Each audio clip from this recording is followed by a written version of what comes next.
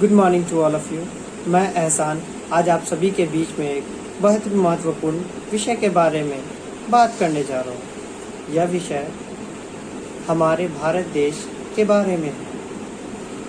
यहाँ के 30% बच्चे आज भी स्कूल नहीं जाते हैं।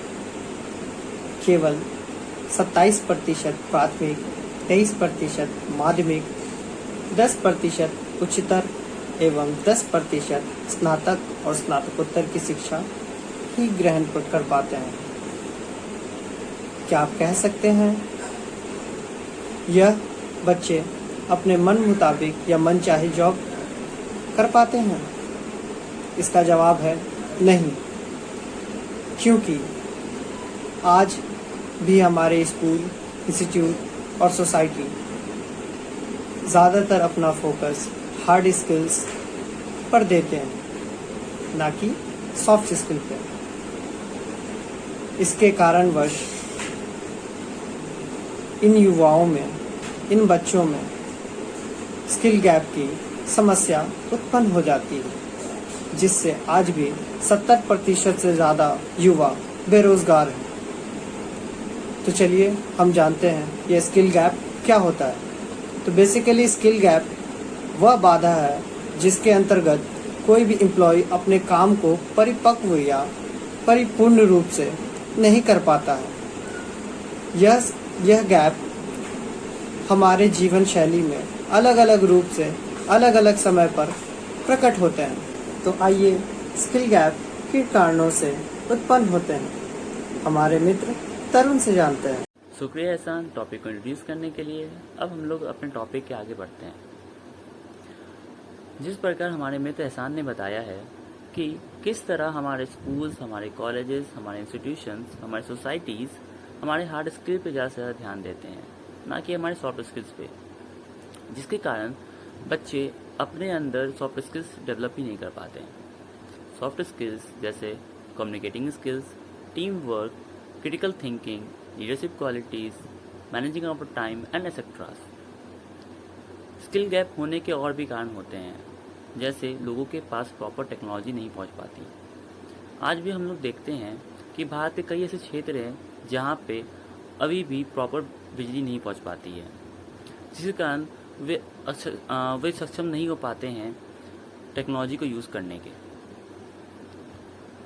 और भी कारण हैं जिसके कारण स्किल गैप होती हैं, जिसमें से एक कारण ये है कि लोगों के पास प्रॉपर मेंटर नहीं पहुंच पाते हैं। मेंटर्स जो लोगों की हेल्प करते हैं, बच्चों की हेल्प करते हैं उनके स्किल्स को डेवलप करने के लिए, वो उनके पास नहीं होते हैं, जिसके कारण वे अपने सॉफ्ट स्किल्स को डेवलप नहीं कर पाते हैं। हमारे पेरेंट्स भी कहीं ना कहीं जिम्मेदार हैं लोगों के और बच्चों के अंदर सॉफ्ट स्किल्स नहीं होने का। हमारे पेरेंट्स बस ये चाहते हैं कि बच्चे उनके एक एलीट जॉब करें, जिसके कारण वे बच्चों को सिर्फ एनकरेज करते हैं कि वे अपने हार्ड स्किल्स को डेवलप करें, ना कि सॉफ्ट स्किल्स को, जिसके कारण बच्चे भी अपने सॉफ्ट स्किल्स को डेवलप नहीं कर पाते हैं। अच्छा, तो हम लोग आगे बढ़ते हैं और स्किल गैप के इम्पैक्ट को जानने के लिए हमारे मित्र रितेश हमें अब आगे बताएंगे। शुक्रिया। Good morning. जैसा कि हमारे मित्र तरुण ने बताया कि आज भी हमारे देश के कई हिस्सों में इलेक्ट्रिक एवं टेक्नोलॉजी ना होने की वजह से कितना स्किल गैप बढ़ गया है। अब हम आगे इसके प्रभाव को जानेंगे। पिछले साल जब हमारे देश में कोविड आया था तो उद्योग, व्यापार, यातायात जैसी सभी सेवाएं बंद हो गया था। लाखों लोग बेरोजगार हो गए थे, कई लोगों की नौकरियां चली गई थी। तो ऐसे में एक नया चीज़ उभर कर के आया था, वर्क फ्रॉम होम आया था। इसमें वही लोग कामयाब हो पाए जिनके पास स्किल था, और जो स्किल अननोन थे उनको फिर भी जॉब नहीं मिल पाया और पूरी तरह से वो बेरोजगार हो गए थे। स्किल गैप का प्रभाव एक एग्जाम्पल के थ्रू हम और समझेंगे। 1-1.5 साल पहले की बात है, यूपी में एक प्यून का गवर्नमेंट के द्वारा एक प्यून का रिक्वायरमेंट आया था। एक प्यून का रिक्वायरमेंट के लिए PhD, BTech जैसे डिग्री वाले लोग अप्लाई किए थे, यूपी के एक पत्रिका में इस चीज़ को दिखाया गया था। तो इसमें कहीं ना कहीं स्किल की कमी है।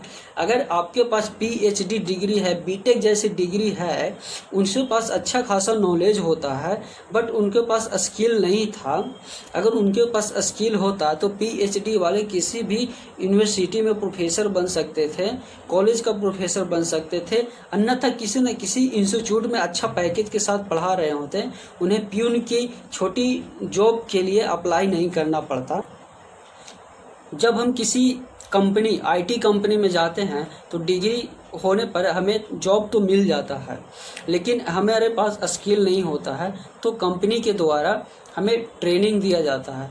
ये ट्रेनिंग का खर्च और टाइम कहीं न कहीं ये कंपनी पर एक्स्ट्रा खर्च बढ़ जाता है, और कंपनी को डर भी रहता है कि ये 2 महीना, 3 महीना, 15 दिन का ट्रेनिंग लेकर कहीं छोड़ ना दे कंपनी को, दूसरी कंपनी में भी जा सकता है, क्योंकि उसके पास स्किल भी हो गया है, डिग्री भी हो गया है, इससे अच्छा पैकेज मिल सकता है।